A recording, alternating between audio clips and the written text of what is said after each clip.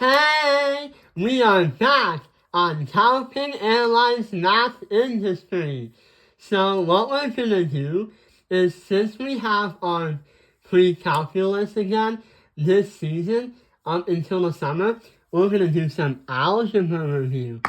There's been a change in the curriculum, so what's going to happen is pre-calculus will be like a third algebra class, like algebra 3. But for this video, we're going to redo the 3 forms of a quadratic. We're going to explain the basics and the foundation of what's going to happen. So, there are 3 forms. There's a standard form, a vertex form, and a factored form. So without further ado, let's see what happens. So right over here is the standard form.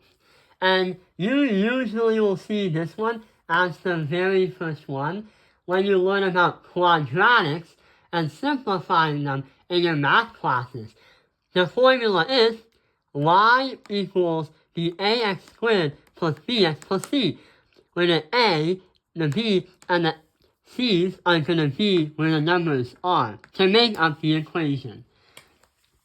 So your y-intercept is going to be 0, comma, a number. It's going to be very easy when you take a look at the c, because that will be inserted into the y, which is very easy to think about because you don't really need any math. The vertex is going to represent where the parabola or the parabola starts at the bottom of it.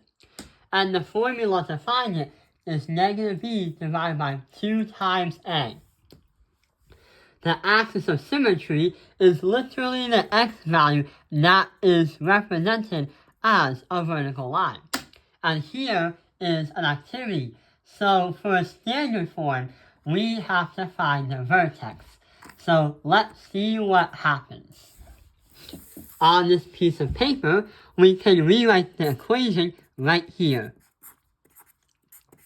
So what the worksheet, or what the lesson told us, is that to find the vertex, you need to use the formula negative b divided by 2 times a, which is referring to the actual letters that the numbers go into to make up the problem. So we have a, b, and c. Negative b divided by 2 times a plugged in is negative 6 divided by 2 times 2. So we have negative 6 divided by 2 times 2 is 4. So we have 6 and 4. And that is going to represent our x, which is 6 over 4. But the problem is, what about the y? The problem is we need to put that into the y. So we have 2x squared plus 6x plus 8.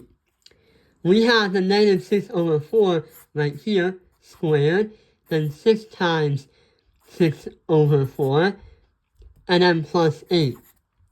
But we have the 2 right there.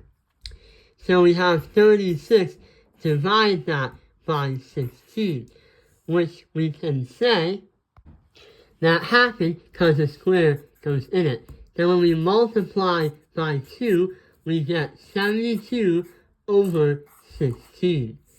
Then we have to add that by 6 over 1 times the 6 over 4 is 36 over 4. Then we have to add the 8. What we can do is add this alongside that and see what happens. So we have 72 over 16 and 36 over 4. We can multiply both sides by 4 to get the 16. And then try to even it all out. So we don't need to multiply by the 4. So we get 16, 36, that 36 times 4 is 144. And we have 72 divided by 16. The 144 over 16 is equal to 9. The 72 divided by 16 is equal to 4.5. So we have 13.5 plus 8. And our final answer for the y value is going to be 21.5. So for the x and the y, it's going to be negative 6 over 4, comma, 21.5. And that is our vertex. Sometimes, standard form, you have to actually get what you get for x into the y to get here. Now let's take a look at the vertex form.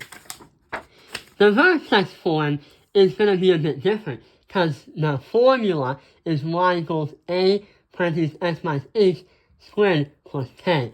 The vertex literally is h, k, but the h is the opposite.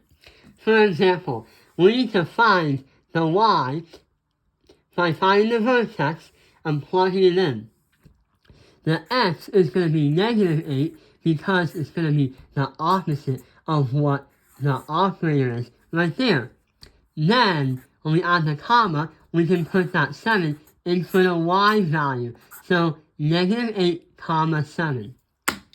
But wait, we don't need to find what happens.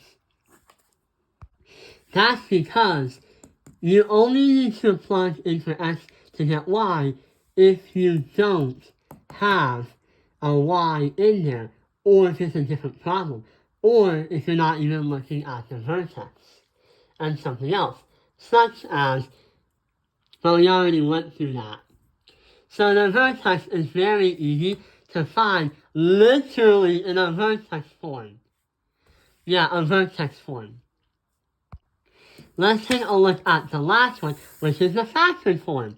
So the factored form is the most simplified form you'll ever see in a quadratic, where all the numbers and everything is literally broken down bit by bit and piece by piece. So we have y equals a, x minus p in parentheses, and x plus g in parentheses. The letters p and g represent numbers, which are also the x-intercepts. And the axis of symmetry is the midpoint between the two distances. So here's what happens. Here are two different pieces. What we have to do is try to FOIL it out so we turn this factored form into what looks like a standard form. So here's what happens. There are two steps. We have to multiply the x by the x and the x by the 4. So x times x is x squared, and x times 4 is 4x. Then we have to do the negative 2 times x and the negative 2 times 4. So negative 2x, and then that and that is going to equal negative 8. So when you combine the like terms, you get x squared plus 2x minus 8. And that is how you turn a factored form into a much more of a standard form. So yeah, what the goal of this video was to help you understand the three different forms you can find in a quadratic and in your math classroom. I hope this video has helped you understand the algebra review, the three forms of the quadratics. Thank you for watching Calvin Airlines Math Industry. Like and subscribe!